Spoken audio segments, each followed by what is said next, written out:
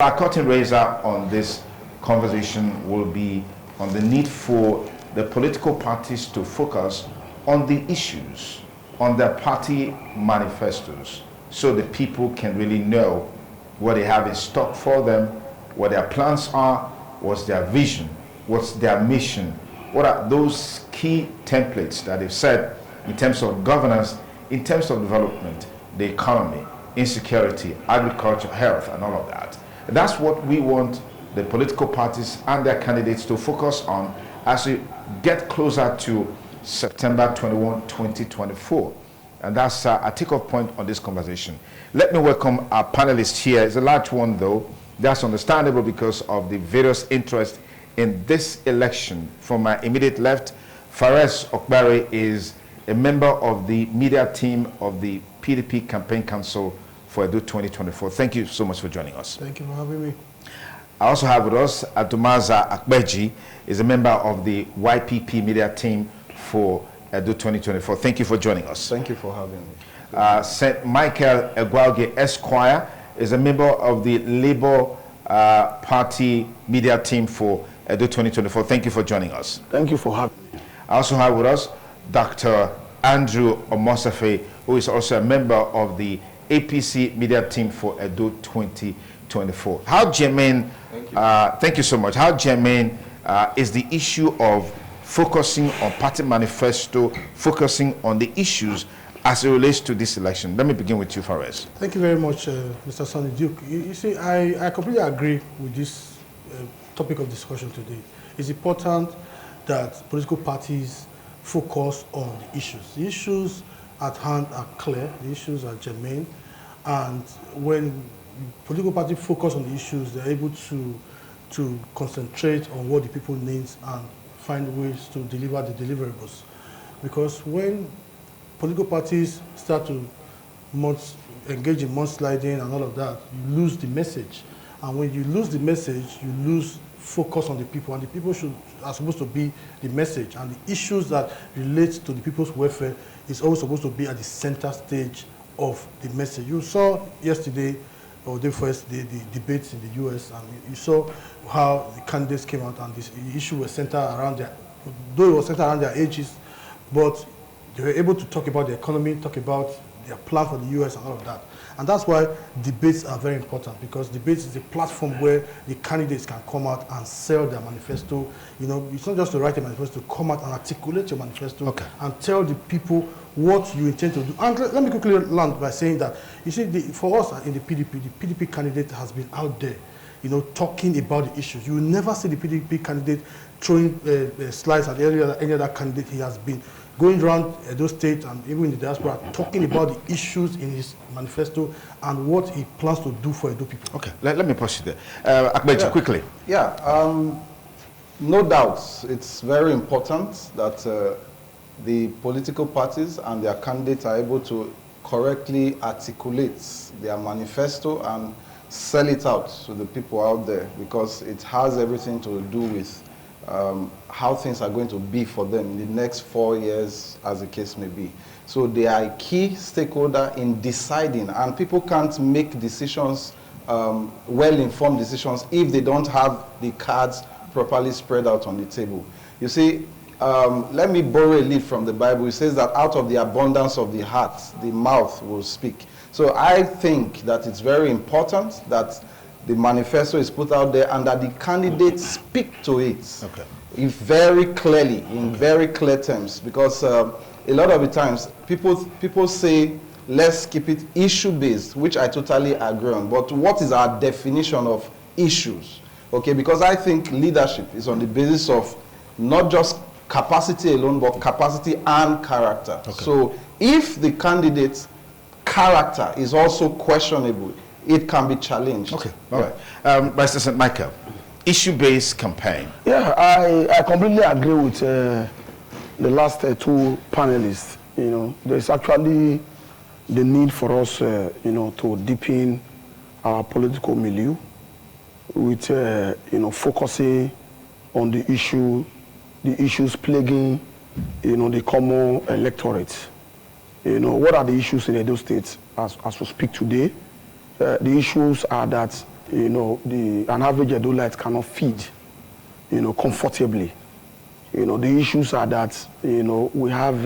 you know, we'll get to that part of the conversation, but on a general scale, how germane is the perception that we need to focus more on the issues? I completely... Yes. I told you I completely, you know, kowtow with the line of submission of the last, you know, two speakers, except that, you know, I also need to ask how, you know, potent is, you know, a political debate to our political milieu. We'll get to that point. Let me get your final perspective on this, Dr.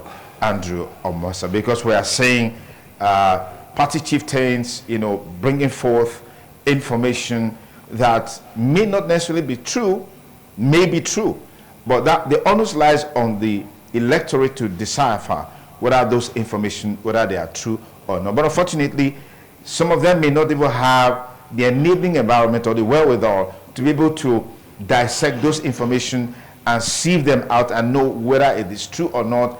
And such things could also influence that decision. We're talking about propaganda there in the public sphere. I'd like to get your take on this. Yeah, for me, when we talk of issue-based campaign, its importance cannot be overemphasized. One of the major reasons for the high rate of voter apathy in Nigeria today can be traced to the fact that most political parties, most political actors often neglect, you know, the parts where they have to address the issues, speak to the issues. Rather, they concentrate on attacking themselves, thereby, you know, stoking or fanning the embers of electoral violence. Because it is from the point where you abandon the issues that we slide into election violence. Because once you start, you know, talking of the other person, you start, you know, insulting the other person, and then you neglect the basic issues, then you now find out that those who cannot take it will now, you know, enter the phase of, you know, attacking and all of that. So when you see destruction of campaign vehicles, destruction of secretariat, fighting of, you know, people during elections, it is traceable to the lack of concentration on the issue, on the real issues. All right. Thank you very much, guys. Thank you very much. Okay, let's look at the other major issue. I've had the privilege to anchor debates on election in Edo State for a couple of times, and we've seen that this is not normal in other climes, in the sense that debate is a key component of the democratic process, where political parties bring their candidates forth to showcase what they have. What are your thoughts, or what's your take in the build-up to Edo State governorship election, or the need for a political debate amongst the candidates, at least those who are very, very serious with the election, not taking away the fact that there are those who could just be jobbers who are looking for opportunities to sell out, you know, and they are more or less like placeholders for the really big guns in the election, as it were. Let me begin with you again, Fares. I agree with you, you know, that, you know, there is always a need for, you know, our democracy is evolving, and we who are political actors must always strive to play our part in standing for truth, to make, you know, to deepen our democracy. And that is the fundamentals of any serious democracy. You must be able to come out, first of all, have a roadmap, a clear-cut agenda, and you must be able to come out to articulate it. And the best platform to articulate is through debates. You cannot say that you want to be a governor of a state and you are running away from the issues. You don't want to come out and even tell the people what is in your manifesto. You must be able to come out and say, this is what I designed, this is my manifesto, this is my plan, or this is my party's plan for the state for the next 4 years, and this is how I'm going to implement it. And the platform where you can come out to really sell that manifesto is via debate. Whether we like it or not, we must entrench that culture of debate. You know, because this is not only going to be the only election that we'll be having. Elections will come and go, and even at the local levels, you know, other smaller elections. I think debate should be a thing that should stay with us, so that people can hear from those who want to lead them and know their vision, their plan, and hear directly from them. All right. Akpeji, do you subscribe to this? Does a political party really have a choice whether to participate or not to participate in a debate? Well, for me, I think if a political party decides not to participate in debates, that to a large extent speaks volume to their character and their tradition. I don't think that any political party that is serious-minded should evade debates, because this is the platform and the opportunity you have to, you know, communicate your agenda to the people. I like to take it a step further. I don't think it's just enough to come and, you know, write fine lines and all of that has been contracted to script writers and statisticians and put it out there and say this is our manifesto. Anybody can write and put it out there. Anybody can cram one and come and talk about it. But come and speak to it. Articulate it clearly. And don't just stop there. Take it a step further by telling us how you intend to do what you said you would do. What is your clear, practical, workable plan to implement what you say you want to do? I think to a large extent, our political parties have a very huge role to play in deepening our democracy. I'll tell you why. Take, for instance, in the last presidential election, I was discussing with some people that our political parties are responsible for wherever we are today. Because if APC, as a national party, for instance, just simply give us an Osibanjo, and PDP simply gave us a Peter Obi, I don't think we'll be where we are today. Let me pause you there. Pastor Michael, can you take this further on this issue of debate? Yeah, what should we really be debating about? Well, ideally speaking, a debate is required at a time like this. And it ought to afford the candidates, you know, the opportunity to market, you know, themselves and their manifesto, you know, to the people who are going to decide their fate, and also give the people the opportunity to assess them on the basis of their, you know, resume, on the basis of, you know, what they say they will do, and then determine whether they actually have the credibility, you know, to actually represent them. Unfortunately, in our climb, our laws and even the norms and the convention, you know, does not make, you know, political debate mandatory as an ancillary, you know, ingredients which form part of the process itself, called election. Okay. However, to address your question, what are the issues that we should be looking at? The candidates ought to be telling us, you know, how they are going to address the issues relating to hunger, how they are going to fix our roads. If you look at Edo State today, you know, the roads are in pretty deplorable, you know, shape or state. And the greatest challenge facing Edo-lites today is the problem of erosion. You know, once it threatens to rain, Edo-lites are already palpitating, are already fidgeting, wherever they are, because the rainfall has the capacity to reduce Benin and other parts of Edo State into an ocean or a river or a stream, you know, such that will require, you know, every human being to develop some form of amphibious feature to navigate from where they are, you know, to their place of destination. Okay. That is that is a basic problem in Edo State today. Okay. How about our children?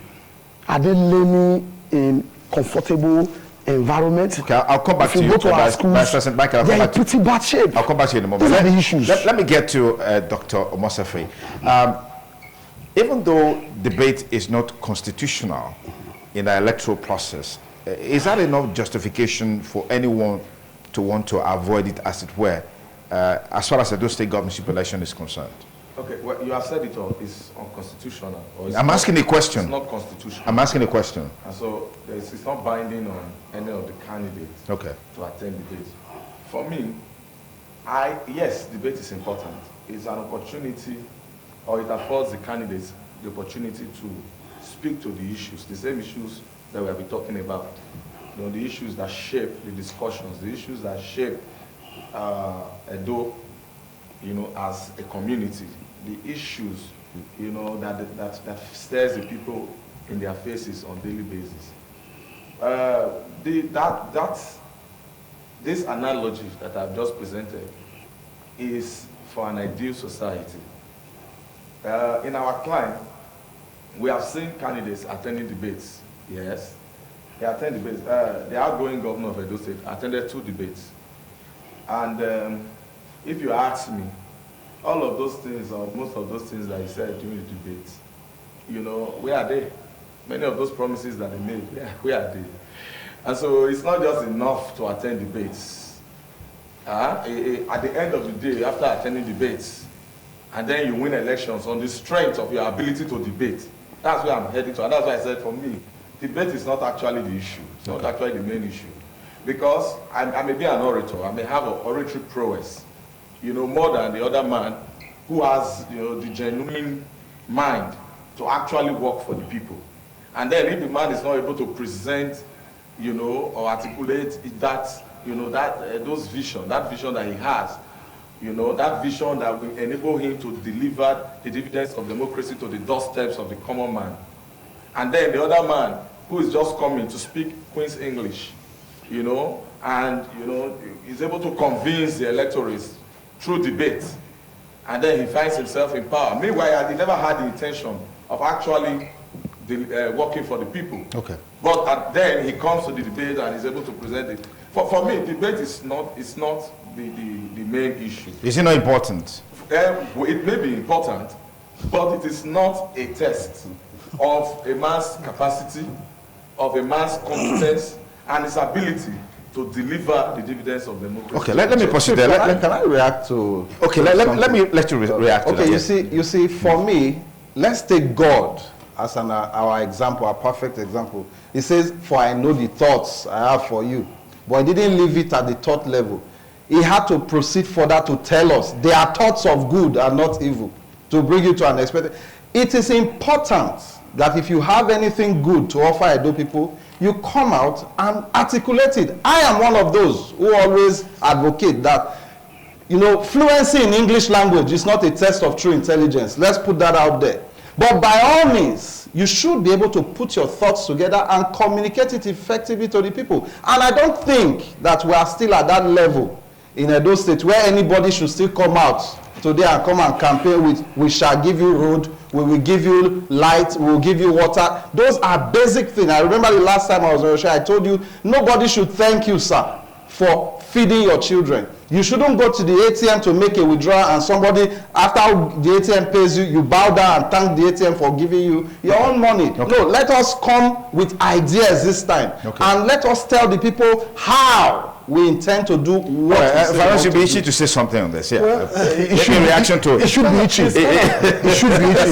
It's kind of funny. It's kind of funny when you hear my brothers from the APC try to speak about the non-importance of debates. You know, and I know why, for a good reason for them. Why?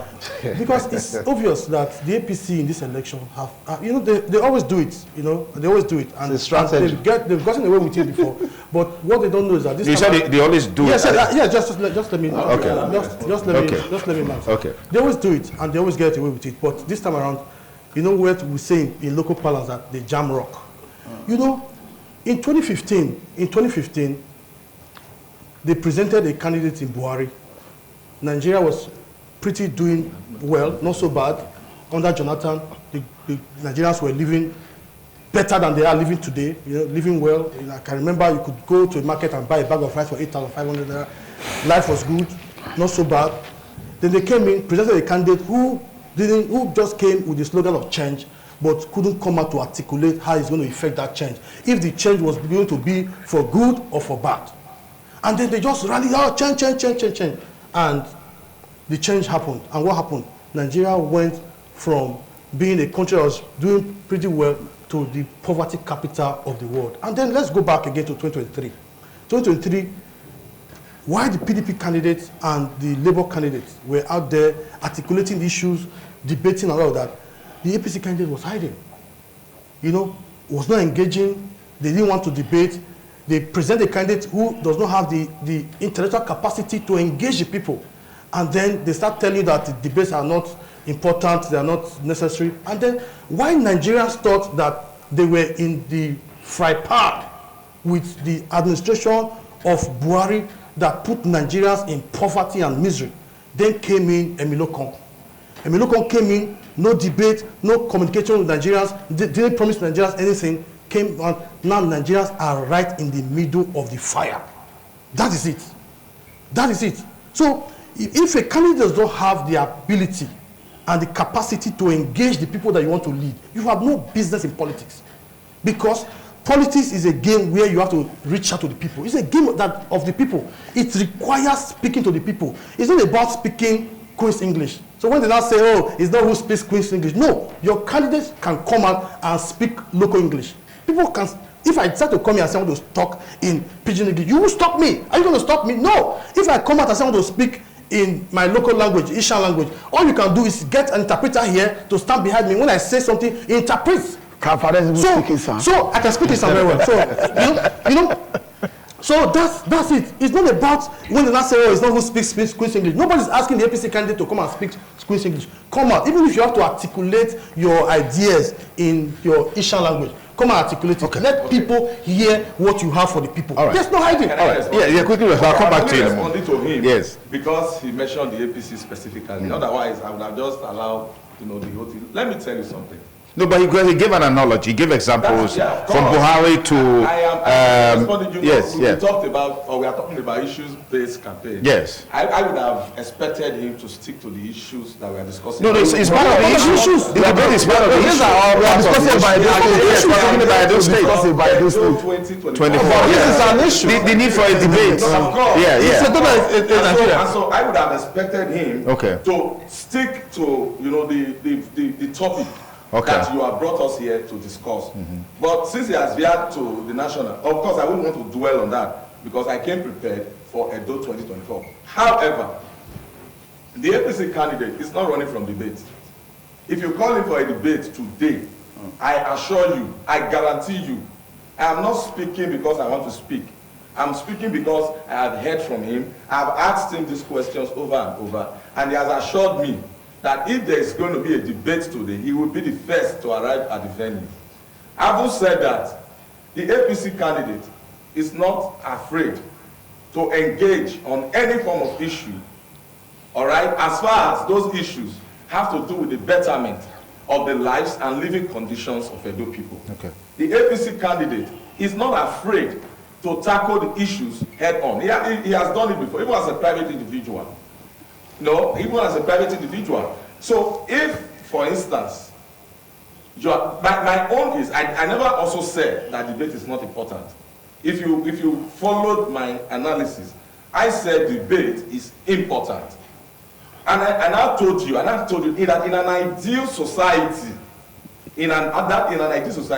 you cannot overemphasize the importance of debate. Yeah. But in our climate, you now have people who have oratory prowess, who can speak slick English, coming on debates, using Queen's English. And not able to translate that into governance. For instance, where is the Legele support? They told us to give us the Legele support. Okay. When they roared at the palace of the Otari of Auchi, shouting, we are going to build a donut airport. People clapped and we are happy. Where is the donut airport? Where is Malaysia University of Innovation? These are things that they promised. Is it not in public glare? Go and check for their graduates. What I'm saying is this. I believe there are some graduates. As important as a debate, we will come for the debate. No problem. All right. But as important as a debate, do not use it as an avenue to promise things that you know deep within you that you will not fulfill. All right, Now we are about to I like to reiterate with all the emphasis at my command, without any shadow of ambivalence or any form of equivocation, that debate is very, very important in an ideal environment. Which are the ideal? Such that when you evade debates in sophisticated societies, it has consequences. In our environment, it is a different ball game entirely. Because debates, you can ask this question: how potent are debates to our political milieu? I have been a student of Nigerian politics. I have followed the trajectory of the political activity since 1999 till date. What has been the outcome of our debates? For us of the Labour Party, you know our candidates on the Duke. He has the oratory prowess, the intellectual sagacity to engage the issues. We are not afraid of debates. We are not running away from debates. But I am being realistic here. I told my friend before we came on air, I told you that I am more of a realist than an idealist. Are you getting it now? Look, the current governor of Edo State participated in 2 debates before today. I was alive to witness those debates. I was not told. I was only an adult. All the things he promised in the course of debating, all of them have ended up in MOU. For example, Big lies. For example, the governor, in the euphoria of seduction, in his euphoria of oratory seduction, in the last election, promised Edo North an international airport. Yes, it. Mr. Sonijuk, that airport, as we speak, exists in our thoughts and in our mind. The figment Such of that imaginations. if you need to access that airport right now and take a flight from Benin to Auchi, you will need plantain leaf or granite To land in that to land in that airport. Okay, so you are taking us to some. Okay, so I'll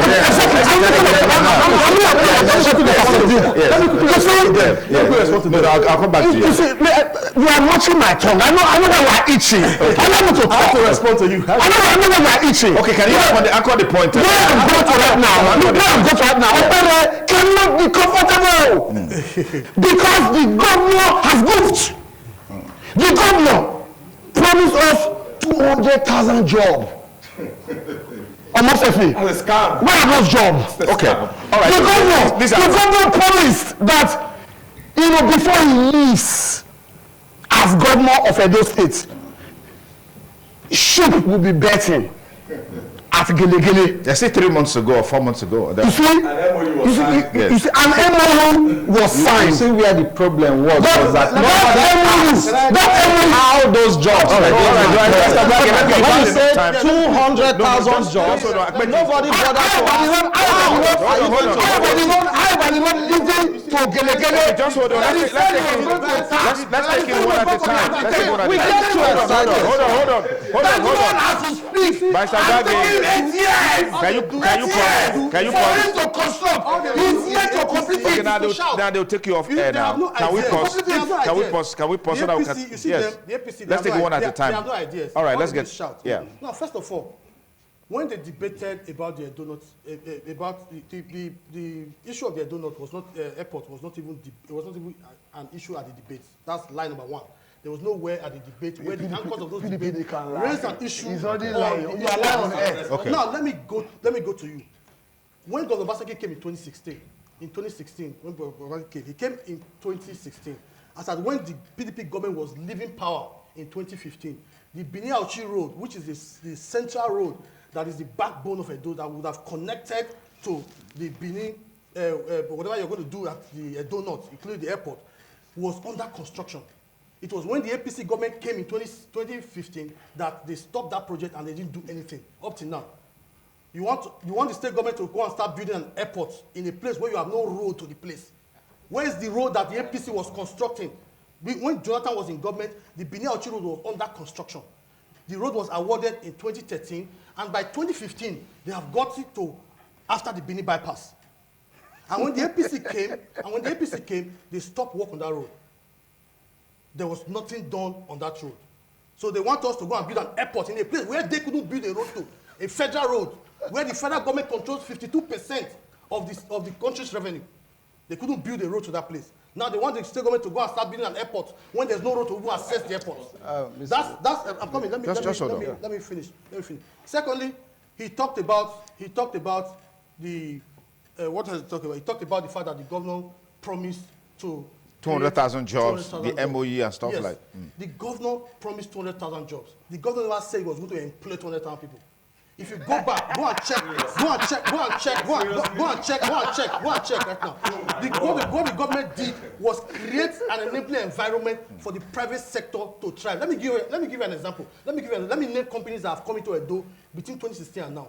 Between 2016 and now, you have Market Square. They were not here before. You have ShopRite. They were not here before. You have ShopRite. They were not here before. You have the oil company in Ologbo. You have the ethanol company in Ologbo.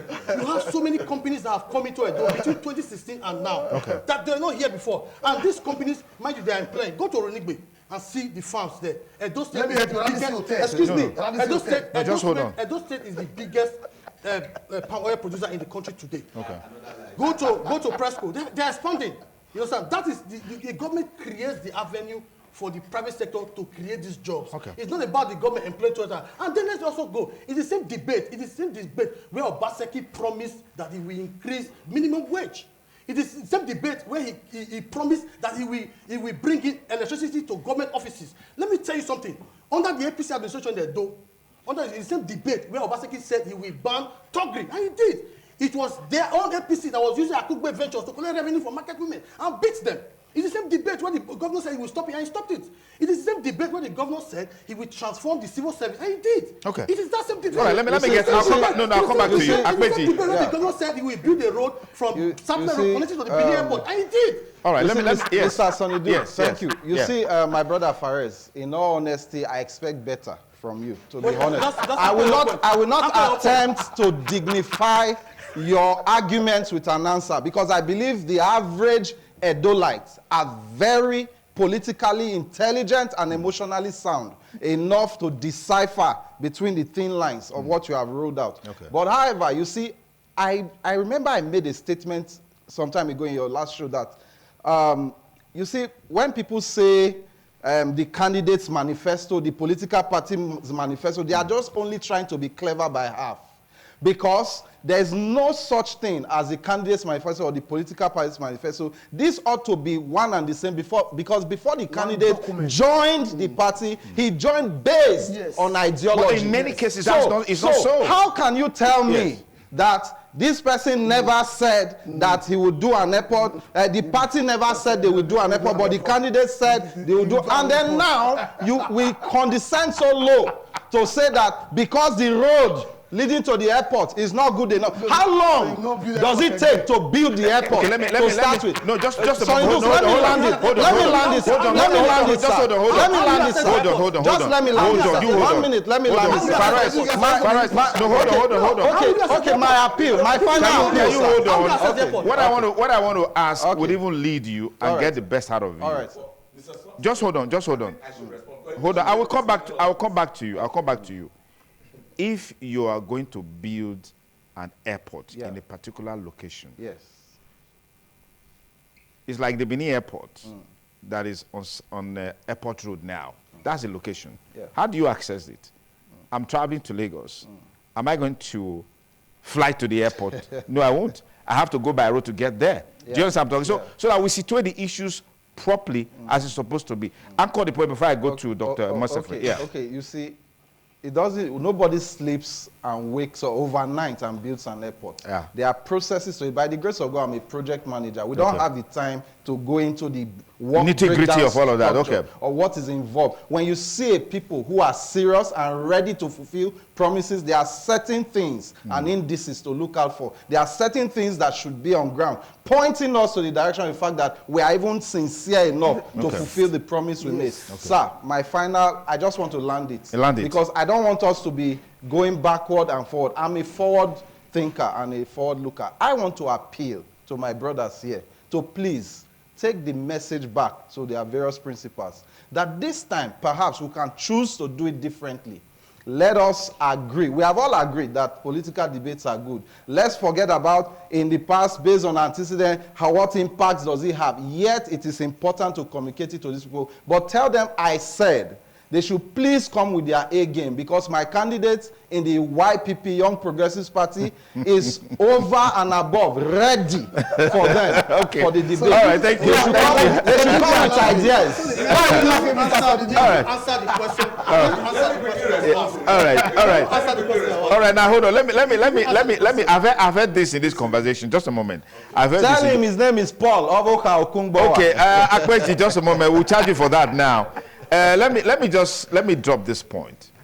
I've heard in this conversation, this is the ideal, but we are talking realistically. Our dream as a people, is it for us to continue to wallow in the reality, or to progress to the ideal? All of these aspirations that we are seeing now from the respective candidates, I should expect that their dream should be on how to metamorphose the state from the realities of what we have into the ideal situation. Because we are saying, idealistically, yes, it's good, but realistically, we are okay with this. How do we now develop as a people? How do we advance as a people? How do we make progress as a people? Dr. Mosefe. You will not suffer with Spencer. Before I respond to that question. No, I need you to respond because I don't have much time now. I will, yes. I will, but I'll quickly address some of the issues. Okay. By the time you're through addressing it, sometimes it becomes really appalling. Yes. Really dissatisfying when you see people who know that this is the truth and they try to turn it on his head. Mr. Fares Upere, seated right here, knows that all of those things that he was trying to debunk were promises that were made by the governor and his political during our lifetime. During our lifetime. All right, and it's not that we are people that you can deceive. Edo people, let me tell you, are very enlightened. Edo people are not people that you can toy with. If you go to the streets right now, you hear what people are saying. When people love you and you betray them, the outcome is what you are going to see in September 21st. Now, let me come back to you, sir. The ideal situation is the fact that when people come out to debate, you are not just going to listen to them on the basis of the English, of their fluency in English language. You are not going to judge them on the basis of how, of their oratory prowess. You are not going to judge them on the basis of how beautiful. So on what basis? On the basis of, what they say, and, how they say on the basis of what they say means communication. It means you'll be able to articulate your ideas, your vision, and that brings us to the debate and brings us to the manifesto. And when they are talking, watch them. Trying to understand, are these people actually sincere? So what if you find it difficult to understand what the person is saying? Is that not what I told you from the beginning? Okay. That ideally, debate is supposed to be a product of serious-mindedness. All right? And then when people come up, after they have spoken, when they have an opportunity to come again on that same platform, you ask them, but you said this in your first interview. Why did you not carry that? Why are you not here again to tell us what you told us before? Now, the truth is this. The reason I lost faith in debate in Nigeria is that people who have used the platform of debate to get to political office ended up goofing, ended up not even achieving some of the things that they said they were going to do. Some of those things that would have impacted on the lives and living conditions of the people. Okay. Now, like I have said eloquently here, that because they keep, I know it's after the APC, but I'm telling you again and again that our candidate, so I have to speak. Our candidate is not just sincere in his intentions. Okay, let me. He's sincere in his actions. Doctor. And he will use the platform of debate. Yes. To tell Edo people what he has done for his people in this land outside government and what he has been doing since he became a senator. All right, Dr. Mosafe, here's the point. Here's the point, because you said you lost faith in the debate. Why you have lost faith in the debate? Because, in your opinion, someone goofed. But there are those who will say that, as a member of the APC, you lost faith in the debate because Buhari never debated, he won an election. Bola Ahmed Tinubu never debated, he won an election. So maybe it's a pattern. Maybe it's a pattern. What I think you should do, yes, you create another platform. Okay. Where we will all come back here. All right, that's a matter. That's a matter for. All right, that's a matter. Okay, let me get to that. I would like to. Yeah, I'm just going over. No, okay, hold on. Let me give you.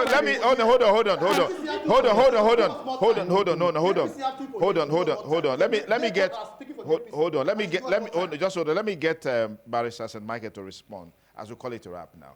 On the issue at stake, yeah. I have said it before. My candidate, Barrister Olumide Osaigbovo Akpata, is not running away from the debate.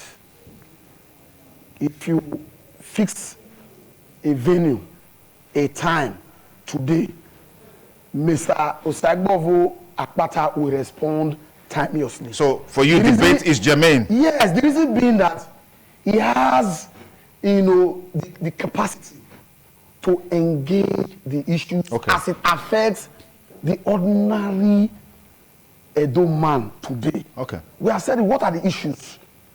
We don't have good water. We don't have good road. Erosion is still a problem in Edo State today. Our schools, our children can no longer learn under a comfortable environment. My time. Let's just spend the time. Governor to be facing the issues. Yes. He is busy chasing after artifacts. Okay. Let me get the final word from you. Yeah, final word. You see, in an ideal situation, you see, my two brothers in the APC. They have no business. They have no business coming on TV to even campaign for the APC. The APC, and they have their APC spokespeople should be going around to Nigerians, apologizing to Nigerians. Sorry, Mr. Duke. I will not sit down here and allow him. No, boss. No, you had your time. You had your time. Just hold on. Leave that to me. You leave that to me. Leave that to me. Okay. So that's well established. That's well established. All right. My time is up. Come to me. Leave these guys out. Take these guys out. They're not ready to listen to me. All right, gentlemen, I want to thank you for your time. Dr. Andrew Omosafe of the APC, thank you for coming on the program. And Barrister St. Michael Ogwage of the Labour Party, thank you for coming on the program. Yes. And of course, Mr. Akpeji from YPP, thank you for coming. Thank you. It's time to liberate Edo people. And Fares Okperi, obviously of the PDP, thank you guys for coming. Thank you. For governor. All right, gentlemen, that's our package for this segment on the show TMI. Stay with us.